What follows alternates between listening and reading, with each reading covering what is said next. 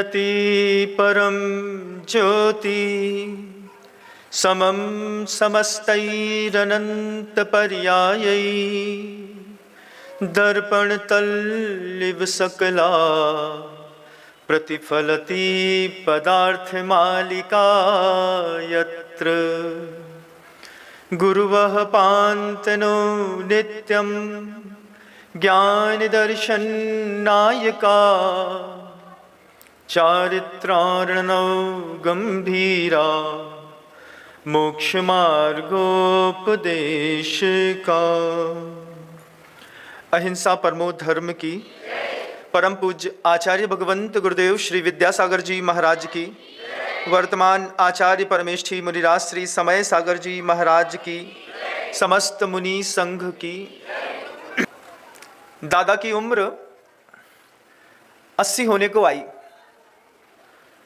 तो दादा महाराज के पास जाकर के बोलते हैं, महाराज 80 साल के हो गए हम, हमारी संलेखना करा दो। महाराज ने देखा शरीर स्वस्थ है, उम्र बहुत हो गई है, इंद्रियों में सजगता है, भावना बहुत अच्छी है और थोड़ा बहुत कुछ पूछ करके दादा को संलेखना का आशीर्वाद गुरु महाराज ने दे दिया। दादा बहुत खुश हुए कि जीवन में सोचा नहीं था कभी संलेखना लेंगे, लेकिन संयोग था कि गुरु की देशना, गुरु काम आ गए, संलेखना का भाव बन गया और धीरे धीरे गुरु महाराज ने आदेश उपदेश देना शुरू किया कि शाम के भोजन का त्याग करके सिर्फ दिन में सुबह भोजन लेना है, शाम को आकुलता हो तो अभी से पानी ले सकते हैं।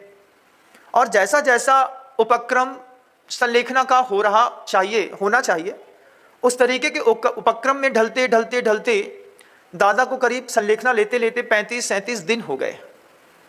35 दिन हो गए, दादा की संलेखना चल रही थी, दादा का सब छूट गया, मात्र पानी बचा और दादा ने अपने घर का त्याग भी कर दिया। गुरु के उपाश्रय में धर्मशाला में जाकर के ही 10 प्रतिमा का व्रत लेकर के दादा संलेखना कर रहे हैं। दादा के 3 पुत्र हैं।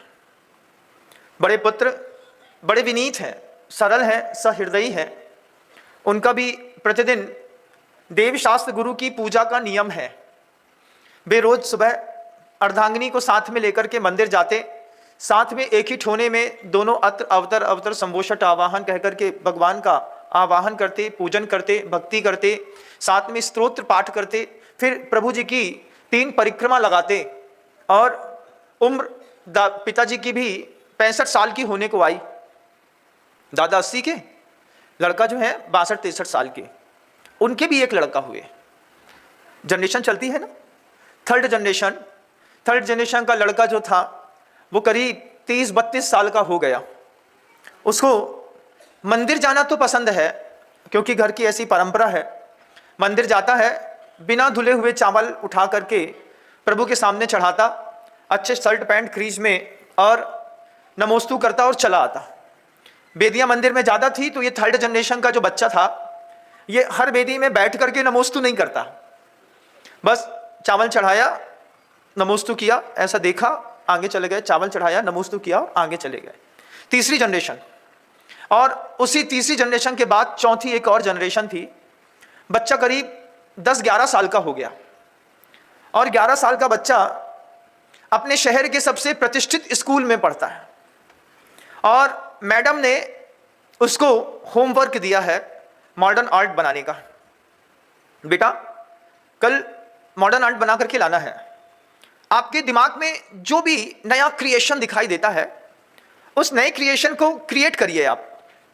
11 साल का बच्चा है और घर के अंदर बैठ करके ड्राइंग में एक मॉडर्न आर्ट बना रहा है। ड्राइंग आती है और फिर सोचने के लिए आपको स्वतंत्रता दे दी गई, आपको बाध्य नहीं किया, स्वतंत्र कर दिया। जैसा तुम्हें पसंद आए बस एक मॉडर्न आर्ट बना करके लाना है तुमको। वो बहुत देर तक सोचता रहा कि क्या बनाऊं क्या बनाऊं क्या बनाऊं, और अचानक उसके मन के अंदर ऐसी बत्ती जली और 11 साल का बच्चा अपनी ड्राइंग शीट में एक मॉडर्न आर्ट बनाता है।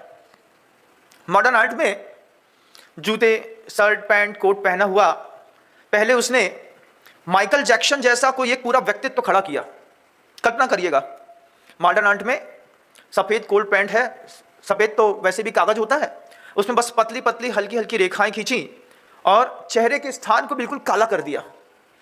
काला करने पर वो ऐसा कंट्रास्ट रिफ्लेक्शन देने लगा कि दूर से ऐसा देखने पर आया कि हाँ, ये सफ़ेद में भी पतली सी रेखाएं खींच करके कम स्याही के खर्चे पे मॉडर्न आर्ट बना करके और उसने माइकल जैक्सन खड़ा कर दिया। अब माइकल जैक्सन की खड़े होने की एक स्टाइल याद करिए कैसी होती है। टोपी थोड़ी सी टेढ़ी, एक पैर आगे टोपी को पकड़ा हुआ, और फिर धीरे से उसने उसी सिचुएशंस के एक ही सीट पर 4 अलग अलग फोल्डर और बनाए, 4 अलग अलग दृश्य और बनाए मॉडर्न आर्ट के। और मॉडर्न आर्ट में उसी दृश्य को दिखाते हुए माइकल जैक्सन के हाथ में बांसुरी दे दी। बांसुरी बजाता हुआ माइकल जैक्सन सेकेंड जो पिक्चर वो बना रहा था उसमें कृष्ण की स्टाइल पर माइकल जैक्सन खड़ा हुआ। दूर से देखने पर फीलिंग आ रही थी जैसे कृष्ण है, लेकिन पास में जब गौर से उसको देखते तो लगता कि टोपी है, हैट है, काला चश्मा है और बांसुरी है, कृष्ण जी के खड़े होने का स्टाइल है, आ रहा था। और मॉडर्न आर्ट में शिक्षिकाओं ने छूट दे दी थी कि तुम्हें जैसा समझ में आए तुम वैसा बनाओ। और फिर उसने अपना जो क्रिएशन कर सकता था किया।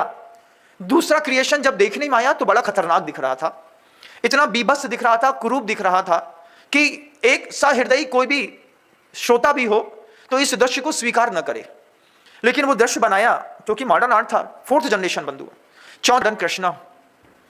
और ये मॉडर्न आर्ट बन करके जब उसने अपना कंप्लीट किया, यहां तक उसने उसको छोड़ा नहीं।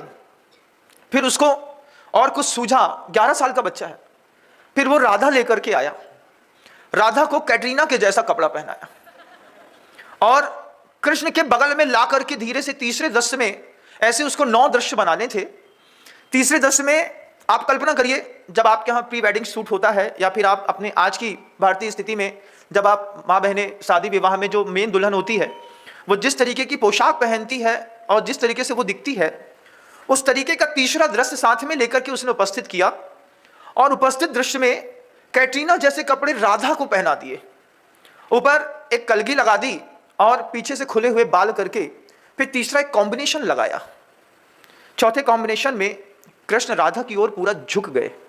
ऐसे 9 एक के बाद एक, एक के बाद एक, एक के बाद एक। उसके दिमाग में क्रिएटिविटी बढ़ रही थी और उस दृश्य को देख करके दृष्टा के आंख में क्षोभ पैदा हो रहा था। आपके दिमाग में क्या हो रहा है? आपके दिमाग में भी वही हो रहा था जो दृष्टा के दिमाग में क्षोभ पैदा हो रहा था कि प्रभु की इस तरीके की पवित्रतम चित्रों में इस तरीके के प्रयोग नहीं होने चाहिए। का व्यक्ति जो बच्चा था वो लगातार बनाया जा रहा था, उसको इस बात की बिल्कुल चिंता नहीं थी कि हमारे दादाजी की मंदिर में महाराज जी के सानिध्य में संलेखना चल रही है। उसके दादा ने कहा कि बेटा, हमारे भी दादा, तुम्हारे पर बब्बा की जो है वो संलेखना चल रही है, तुम जाओ और जाकर के संलेखना देख लें। वो बच्चा कहता है, दादाजी अभी हमारे पहले ड्राइंग पूरी बनेगी, कल मुझे अपनी ड्राइंग सबमिट करनी है और देखिएगा जब मेरी ड्राइंग सबमिट हो जाएगी तब मुझे फर्स्ट अवार्ड जरूर मिलेगा, क्योंकि मेरे क्रिएटिव माइंड ने अलग तरीके से मॉडर्न आर्ट बनाया है। दादा को फुर्सत नहीं थी क्योंकि दादा को मंदिर जाना था, क्योंकि दादा दादी जो थे उस बच्चे के वो प्रतिदिन पूजन अभिषेक शांति धारा वाले थे। उनके भी पिताजी की संलेखना हो रही थी। 3rd जनरेशन का जो लड़का था, मतलब उस बच्चे का जो पिता था, वो मंदिर जाता था, बिना धुला चावल चढ़ाता था, लेकिन झुक करके नमोस्तु नहीं करता था। और 4th जनरेशन अभी भी इस